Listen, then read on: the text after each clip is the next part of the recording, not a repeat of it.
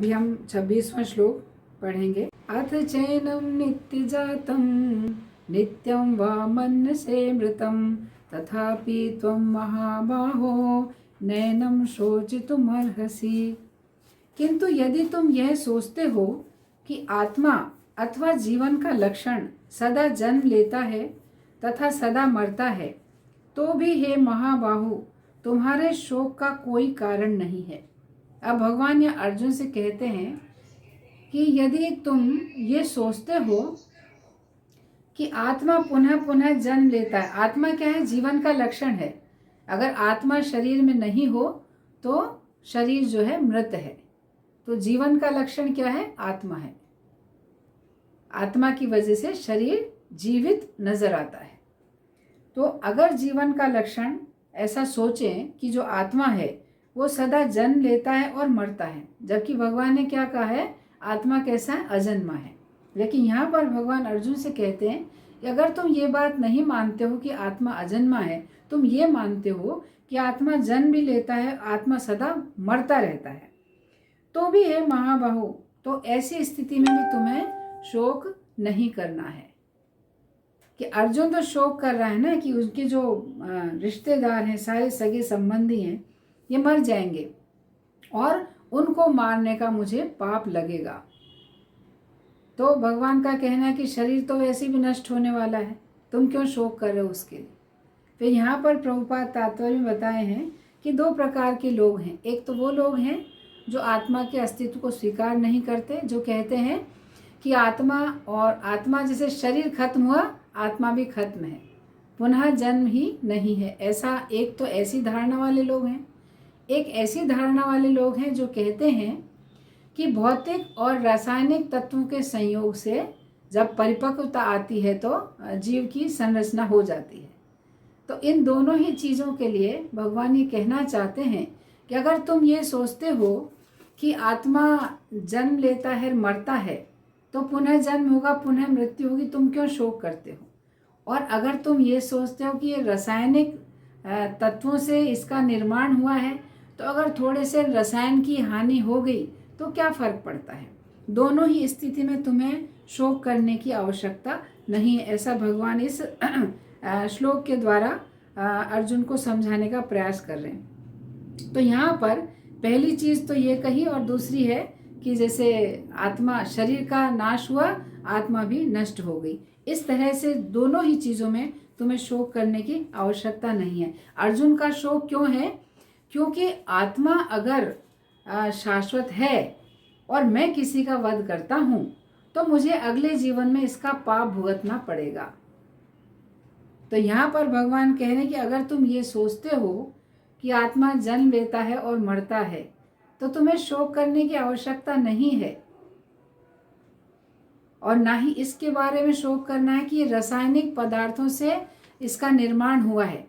तो अगर रसायन का नाश भी हो गया तो उसमें भी तुम्हें शोक करने की आवश्यकता नहीं है।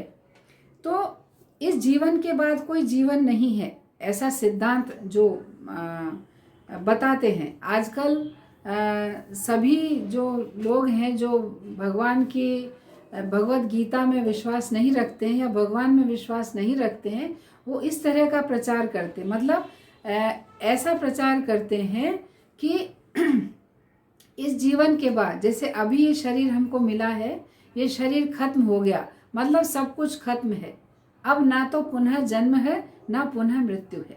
इस तरह का जो लोग प्रचार करते हैं, तो ऐसा प्रचार करना जो है बहुत ही ऐसी भयानक स्थिति को उत्पन्न कर रहा है इस समय में। अभी जो हम देखते हैं कि जो लोग इस सिद्धांत का पालन करते हैं कि इस मृत्यु के, ये जो शरीर नष्ट हुआ, इसके बाद और कोई शरीर नहीं है, सब कुछ शून्य में तब्दील हो गया। तो ऐसे में क्या होता है, जो लोग हैं वो धर्म का अवलंबन नहीं करते हैं कि जब आगे जीवन ही नहीं है, आगे जन्म ही नहीं लेना है, तो फिर किस बात की चिंता करनी है।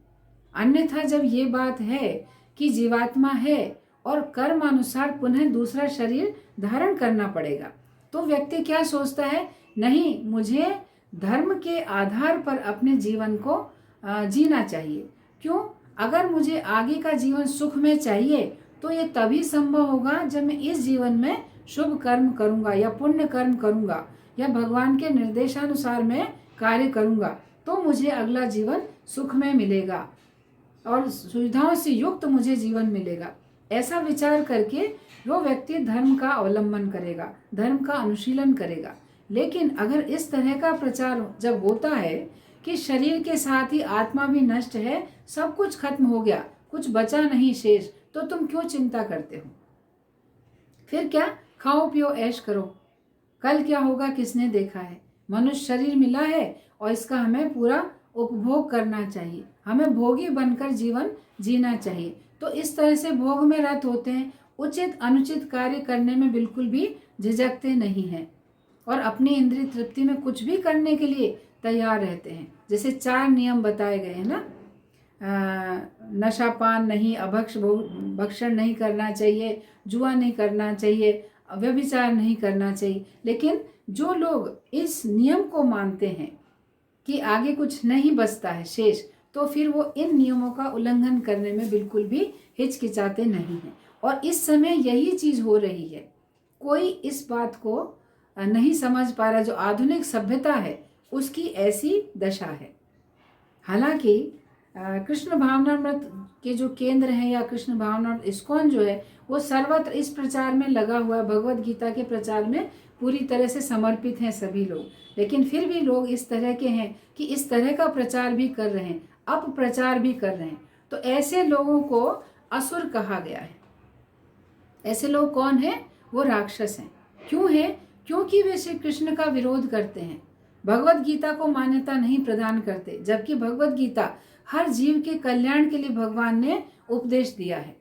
लेकिन जो लोग भगवत गीता के उपदेशों को तोड़ मरोड़ कर जब प्रस्तुत करते हैं, ऐसे लोग असुर की श्रेणी में आते हैं। और यहाँ पर एक वर्णन आता महाभारत के समय में, जब उस समय एक वो थे, ब्राह्मण थे, तो ब्राह्मण का नाम था चार्वाक मुनि। वो ब्राह्मण के रूप में असुर थे, ये कह सकते हैं हम। तो कई बार महाराज भी श्लोक बताते हैं ना, वो क्या श्लोक बोलते थे? वो कहते थे, यावत् जीवे सुखम जीवेत, ऋणम कृत्वा घृतम पीवेत, भस्मीभूतस्य देहस्य कुतः पुनरागमन भवेत। उनका ये बताने का ये उनका सिद्धांत था ऐसा कि जब तक जियो सुख से जियो। जो लोग ये इस सिद्धांत को मानते हैं कि इस शरीर के साथ आत्मा भी खत्म हो जाता है, आत्मा भी नष्ट हो जाता है, ऐसे लोग, इस सिद्धांत को जो मानने वाले लोग हैं, उनका क्या है कहना कि जब तक जियो सुख से जियो। और क्या करो? घी पियो। अगर तुम्हारे पास पैसा नहीं है तो तुम उधार लो, लेकिन घी पियो। फिर कहते हैं कि जब ये शरीर खत्म होता है तो भस्मीभूत हो गया, यानी शरीर को अग्नि के हवाले कर दिया, शरीर नष्ट हो गया। भस्मीभूतस्य देहस्य कुतः पुनरागमन भवेत्। फिर पुनरागमन, पुनः आगमन कहाँ है? वो तो भस्मीभूत हो गया शरीर, सब कुछ खत्म हो गया। ऐसे जो सिद्धांत को मानते हैं, ऐसे लोग असुर होते हैं। आसुरी प्रवृत्ति के लोग होते हैं जो इस सिद्धांत को मानते हैं। और जो भगवान के भक्त हैं, वो भगवान के द्वारा स्थापित इस सिद्धांत को मानते हैं कि जीवात्मा में किसी भी प्रकार का परिवर्तन नहीं है, अखंडित है, अघुलनशील है, अव्यक्त है और नित्य है, शाश्वत है, अजन्मा है। कितने सारे भगवान ने आत्मा का वैशिष्ट्य बताया है। तो इस तरह से जो भगवत गीता के उपदेशों को यथारूप स्वीकार करते हैं, वे लोग आस्तिक और भक्त की कैटेगरी में आते हैं।